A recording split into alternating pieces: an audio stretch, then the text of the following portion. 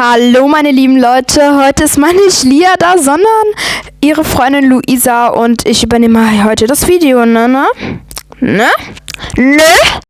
Die liebe Luisa bearbeitet heute Lilas Video, also...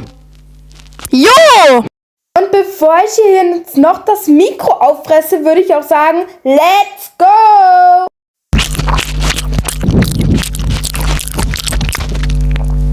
Ein bisschen verstörend, oder? Ich bin hobbylos und fress Pizza mit Lia und... Lia stinkt. Digga, wie ehrenlos! Ach, dich gibt's ja auch noch! Ich erzähle euch jetzt ein paar Sachen über Lia. Nehmt es mit Humor, Digga! Leute, wusstet ihr, dass Shrek ihr bester Freund ist? Ich wusste es einfach nicht, Digga! Ciao!